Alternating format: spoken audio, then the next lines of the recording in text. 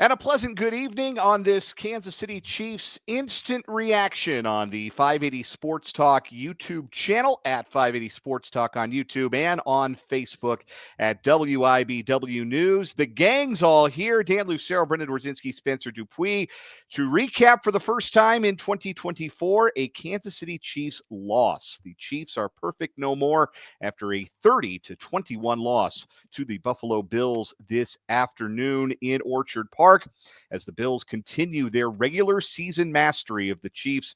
4 consecutive regular season wins for the Bills over Kansas City. And that's kind of where I start here, because there are definitely some negatives to take away from this performance. It wasn't good enough. The Chiefs were second best and deserved to lose today. And I don't think that's very much in question. But I think also, if you are the Chiefs and if you are a Chiefs fan, you can look at today's result and shrug your shoulder and say, all right, fine, do it in January, because this is not new. We have seen repeatedly the Bills win these regular season games. We have seen them be the team that makes the play to seal the game, like Josh Allen did with his touchdown run with just over 2 minutes to go that put the result beyond doubt. We have seen them come into Arrowhead and win. We have seen Josh Allen outplay Patrick Mahomes, and we have seen all of those things happen in November or December, when frankly, nobody really has much cause to remember what happens in November and December. I think if you're the Chiefs, you can kind of shrug and say, all right, tough one. We were second best today. Let's regroup and let's see you guys again in January, because we know how that usually goes. So frustrating way to lose. Definitely second best today. Better team absolutely won, but I'm having trouble believing this is anything more than just one single result today. And I'm curious as to you guys' reaction to this one. Brendan, I'll start with you. Yeah, I'm not even as much worried about, Bills go do it in January. And I hate to give you the old fogey meathead answer here, but the Chiefs needed to lose this game. The Chiefs don't win anything from winning a regular season game. This team does not find any way to improve in terms of the big picture from winning a regular season game. They don't. You know how this team is going to improve? Realizing and kind of being hit in the mouth with, oh, shoot, we do need to fix this. Because, Dan, you're right. The Bills are the better team today. For darn near a full 60 minutes, the Chiefs weren't bad. I don't think this was like an awful game, but you get beaten sometimes, and that's what this game is. I don't think this is a game full of the Chiefs beat themselves with this and that. I think the Bills are the better team today, and that happens because it is really hard to win games in the NFL. You have 17 of them with only 1 week off. The Chiefs had theirs weeks ago now. Sometimes you just get beaten, and sometimes I think, I am a true believer, as meathead-ish as it sounds. I do believe in the good loss sometimes, and I do think that this Chiefs team sort of needed to get slapped in the face a little bit and say, okay, maybe there are some things that we do need to improve on. Maybe there are some areas where we do need to get things sorted out, figured out. You learn from this, and you go from there. And the reason I think it's a good thing for the Chiefs is you've got a Hall of Fame head coach. You've got a Hall of Fame quarterback. You've got multiple Hall of Fame skill position players on offense. You've got maybe Hall of Famers on the offensive line. You've got maybe Hall of Famers on defense. Like, this team is going to end up being fine. I feel like I sound like an idiot saying this, guys, but I almost feel better after this game than I did after some of the losses earlier in the season where the Chiefs are barely just skating by. You know what? The Ravens game week 1, okay, week 1's goofy, maybe not, but some of the close call wins at other parts of the year, like, I don't think they played well, but they sort of eked it out. I'm not worried about this team going forward. I feel like you lean on the Hall of Fame talent, you lean on the Hall of Fame pedigree, and you're going to end up being just fine. It's okay to have an off day. I think the Chiefs today I think the defense was really good. I thought Mahomes was pretty decent. I don't think it was a great game for him overall. I haven't checked the advanced numbers, the EPA, the success rate, anything like that as of yet. I thought that deep ball to Xavier Worthy, on one hand, yeah, Worthy's got to keep his feet in, but also there was no one for 3 zip codes. Like, no one was closer than the other side of Lake Erie. Why are you putting that ball right on the boundary? What the hell is that throw? The interception at the start of the game too. What? I mean, that was just terrible. But then Allen had a really bad interception on that 4th down play too. You just got beaten sometimes. That's okay. And this Chiefs team, I think if you're a Chiefs fan, you should take solace in the fact that, generally speaking, for 6 years now, if something bad happens, this team responds really well to it. Even when their season ended in really terrible fashion a couple years ago, they responded by building a super team the next year, a team that went on and has won 2 straight Super Bowls. So I'm not worried about this team long term. Sometimes you just get beat, and that's kind of where I land on this one. Spencer, Yeah, your big takeaway. I'm right there with you. I had it in my predictions for this week that the Chiefs, unfortunately, were going to go down. And my aspect was, if it was bound to happen, it's bound to be the team that always beats them in the regular season when it doesn't 100% count. Yeah, it counts in the standings, but it doesn't count for that big ring that the Chiefs continue to have at the end of the seasons when they lose to the Bills in the regular season. So I think it was something that was bound to happen. I think it's going to maybe push some things to get even push improvement even more than they were going to improve anyway, because they were still getting wins. Now you see the glaring things that are like, oh yeah, we can't do that because we've proven that we can lose now with those things that we kept getting by with. And hand up real quick, Dan, before you jump in, hand up. I gave Spencer all kinds of grief Friday on 580 Sports Talk for being the one to pick against the Chiefs. It was a completely fair pick at the time. Just wanted to give him a hard time. And Spencer ended up being the only one of us who correctly predicted the winner of this game. So I'll take the L on that one too. Paul's watching on the YouTube live. We welcome Paul and Mark H. and everybody else tuning in or watching us right now. Again, 580 Sports Talk on YouTube, WIBW News on Facebook. Paul says, big picture, pretty inconsequential. Small picture, Chiefs had some issues. Here's what I saw today. Good teams, and the Bills are undeniably that. They have the record to prove it. They have the resume to prove it. Good teams find the bruise, and they push on it. And the Chiefs don't have a lot of bruises, but they got 2 big bruises that the Bills were able to push on to great effect in this game. More so in the first half than in the second half. And some of that is credit to adjustments. But the first bruise, obviously, is left tackle. We saw Kingsley Suamataia not even active for this game, which, oh, goodness. That is starting to really trend toward bust territory already with Kingsley. If he can't even be dressed and you're dressing an undrafted free agent rookie, Ethan Driscoll, instead of Kingsley, that doesn't augur well for Kingsley's future with this team.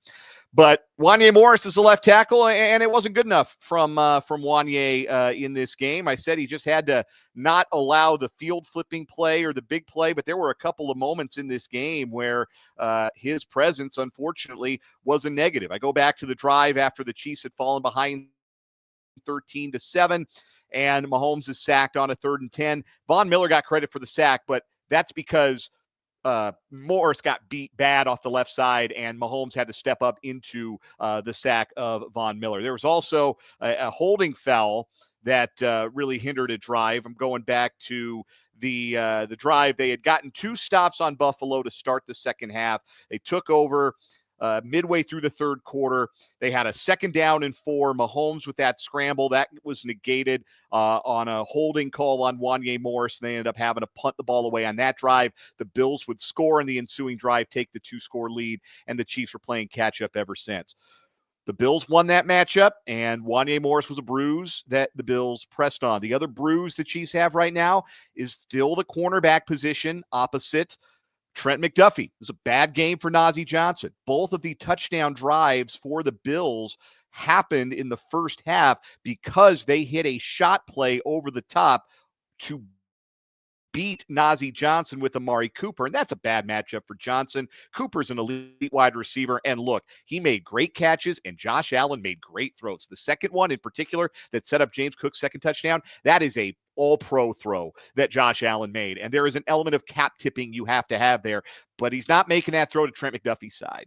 You know, you're pressing on the bruise, and that's what you're supposed to do, and that's what the Bills did, I thought, for the better part of this game. Those are the weaknesses right now for the Chiefs, and the Bills were able to exploit those in some big situations, and in a game like this where it comes down to the wire, those prove costly. Brennan is muted. Everybody's muted. Why are we all muted? I think go ahead. also Go ahead. No, go ahead, Spencer. I go ahead. I think also a huge thing in this is the Chiefs were never able to get home on the defensive front when it comes to getting a sack. I believe we said that was huge for them this weekend if they were able to get to Josh Allen. And they made, a little bit, but they were never able to get there and 100% get a sack. And I think if you put Josh Allen on the ground a few times in this game, maybe the score on the scoreboard is different than it is. Doesn't matter how your offensive play is. Yeah, you're spot on with that, Spencer. Not a single sack in this game. Buffalo got home twice and got a decent amount of pressure on Mahomes. And I think this sort of builds on a point you made a little bit earlier, Dan. Like, Buffalo's good. This is this Super Bowl contending team. And yes, they played probably above their expectation a little bit because they're missing some players. They're missing right now Keon Coleman, who's been a really good rookie for them. They've got injuries all across the defense. They didn't have Dalton Kincaid at tight end, but they've got a legitimate MVP candidate several years running in Josh Allen. Khalil Shakir was great in this game. James Cook is rapidly becoming one of the 3-5 best running backs in the NFL. He is a true weapon. Sometimes you just get beaten. I pulled up some of the advanced numbers here, and I won't bore you with too much of this, especially after a loss. You don't want someone droning on about numbers. But I'm looking right now at things like the expected points added, the EPA per play, the completion percentage over what was expected, success rate, those stats that have become very in vogue in the football community recently, especially among analytics nerds. Patrick Mahomes was above average in terms of EPA per play today. So on a down-to-down basis, he was slightly above average. Total EPA, a little bit above average. His completions over expected, actually well above average. The Chiefs' offense as a whole, in terms of success rate, was slightly above average. That's a pretty good game. And then sometimes the other team just plays better, man. Buffalo, Josh Allen in this game, EPA per play, way above average. Total EPA, way above. I mean, you can find all this stuff, rbsdm.com. Like, you can find all this information publicly out there. Buffalo's good. The other team is paid too. The other coaching staff is paid too. They have a job too. And look, again, I believe what I said earlier. You're going to learn a lot more about this game if you lose it than if you win it. And that was going to happen whenever the Chiefs ended up losing. And Spencer, I think you're right. You fleshed it out very succinctly a little bit earlier. This is an opportunity for those bruises, Dan, to find out, how do we need to fill them in? What went wrong, whether it's the connection between Mahomes and Worthy downfield, because the Chiefs got Worthy involved more in the game plan, which I think can be dangerous for this team and can be a major benefit for this team. They found that out, but the deep stuff, still a little bit off. That's a couple weeks in a row, a couple games in a row. It hasn't quite been 100%. Left tackle is still obviously a problem. The defensive secondary, obviously still some problems there as well. What can we do? What can we pull from this game to learn and improve in those situations? And I think that this Chiefs team will get there. But I don't think this game is really about, well, the Chiefs struggled in these areas, even though left tackle a problem, allowed too much pressure, secondary cornerback, number 2 cornerback, a problem. You have to figure that out. I understand that. I think this game was more about Buffalo than it was about Kansas City. And we don't say that all that often about the Chiefs during this era of their franchise history, but I think it's true. And it's okay to live with that. And you trust that this team will figure it out. And if I'm the Carolina Panthers, I am absolutely losing everything inside my body right now, thinking that, oh my God, pissed off Patrick Mahomes is going to face my team next week. That absolutely miserable franchise. I would not want to be them. I think a lot of these numbers are going to favor the Chiefs come next week when they have to take on Carolina, pissed off and angry about losing this one in Orchard Park. They got to watch this game because they were on a bye this week. Yeah, I wouldn't feel good if I was them. Like, if I'm Bryce Young, I'm feeling terrified going into that game. Two additional things I want to point out before we get out of here, and it circles back to the point that you made, Spencer, that the pass rush wasn't good enough. No sacks, 4 quarterback hits, and in the end, Allen with some big scrambles and obviously the touchdown run to seal the game. Chiefs had done a better job against scrambling quarterbacks after Lamar Jackson hit him for 100 yards on the ground in week 1, but didn't seem to have the answers for Allen on the scramble today. And this continues to be a not productive pass rush. And it's hard when you can put a team behind schedule. That's one thing. And the Chiefs did that. Their run defense, I thought, was largely excellent again. But putting them behind the chains is another thing, and the Chiefs were not able to do that. And that was, I think, a real point of frustration. And you don't bring in a guy like Joshua Uche, and we haven't heard hide or hair from him in the first couple of weeks. And Chris Jones has gone a while without a sack, and George Karlaftis won a couple of one-on-ones but didn't get home.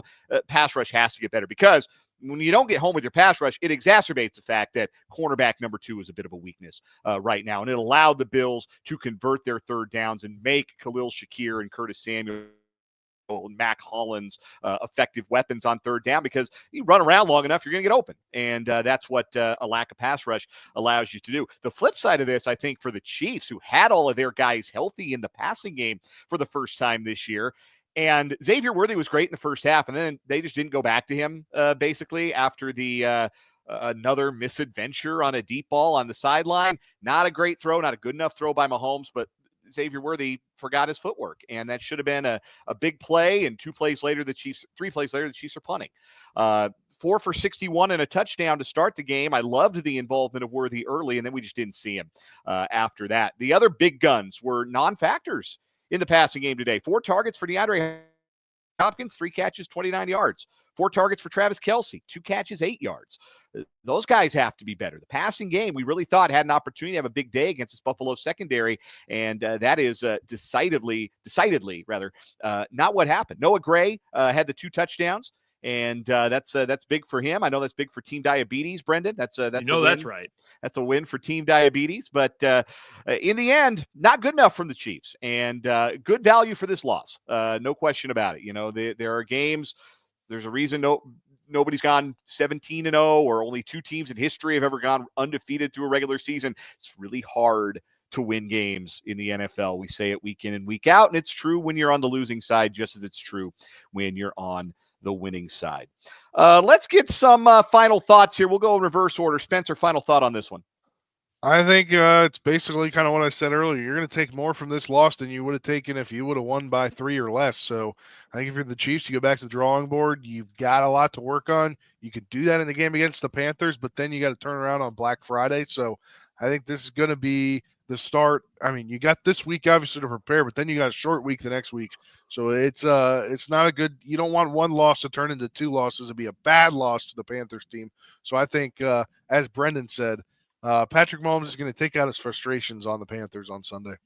Brendan. Yeah, I agree with you on that, Spencer. The other thing I want to bring up, and Dan, you mentioned too many non-factors offensively, because I think the defense, there were obviously concerns in this game. Offensively, I don't think things were perfect. I ran you through some of those advanced stats, and they fleshed those out as well.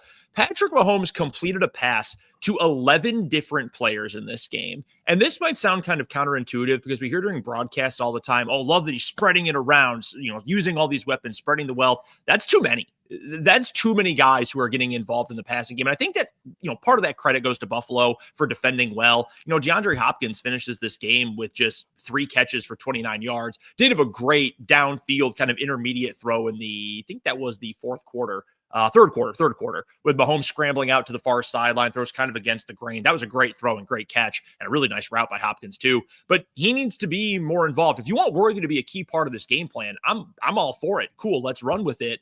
But you've got to get him the ball more often. Like I know it's a one-off thing. I'm not trying to make too big of a deal out of one target, but I don't need targets for Peyton Hendershot. I don't need targets for Carson Steele. Find a way to get the ball to guys who are going to make a play, either going after the ball or once they get it into their hands. I don't need Patrick Mahomes completing passes to 11 different guys. I can live with 6 or 7 if those guys are going to do a little bit more with it. Mike Caliendo catching a pass. Cool, fun. That's one time for 6 yards. Get the ball to someone who's going to make something happen.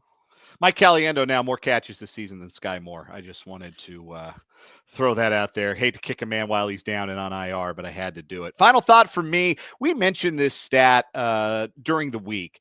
A Chiefs win today would have given them 93% odds to be the number 1 seed in the AFC moving forward. A loss today means their odds are now 55% to get the number 1 seeds. Still means you'd rather be the Chiefs than anyone else, but you no longer have the tiebreaker with the Bills, and the Bills have been a team traditionally, kind of like the Chiefs over the years, last season accepted, that gets hot in November and December. Josh Allen, I don't believe, has ever lost in December. So it is it's a costly loss potentially in the standings, but for now, Chiefs still maintain that half-game lead over Buffalo and a game lead over Pittsburgh, and you're in good shape to be that number 1 seed, and the schedule is favorable moving forward. But yeah, this was a chance to really grab it by the horns, and the Chiefs weren't able to do that. Last thing I want to point out, I don't know if you guys saw this. It was really subtle. At the end of the game, Mahomes throws the interception. He's trying to make a play, throws across his body. Terrell Bernard undercuts the throw intended for Kelce, middle of the field, makes a great play. Covers a lot of ground, makes a super play. Those guys balled out today in that Buffalo secondary. And as the Chiefs are walking off the field, they got a shot on CBS of Travis Kelce walking off the field. And I don't know if you saw this, but it was a little bit of a golf clap from Travis Kelce. As Highmark Stadium's going nuts, and there's half the Bills are in the end zone celebrating this game. You would have thought it was an AFC championship game. Travis Kelce's response was a little golf clap, as if to say, hey, you got us today. We'll see you in January. You guys know how that goes. And I thought that was really telling. From Kelce and the Chiefs, understanding that, yes, for the fourth straight year, they lose the battle in the regular season against the Bills, but they have an act for winning the war against those same guys. And if it comes down to it in January, well, I hope it does, because today's game was great, and in January, I'm sure it would be another potential classic. That's going to do it for this Chiefs Instant Reaction. Perfect, no more. The Chiefs are 9-1. They are at Carolina next Sunday. We'll have another one of these instant reactions. Join us tomorrow for more reaction to this one on 580 Sports Talk from 3 to 6 Central on 580 WIBW and FM 104.9, as well as these same video channels, 580 Sports Talk on YouTube, WIBW News on Facebook. For Spencer Dupuis and Brendan Wrzinski, I'm Dan Lucero, wishing you a pleasant good evening. Enjoy the rest of your night. We will talk to you Monday on 580 Sports Talk.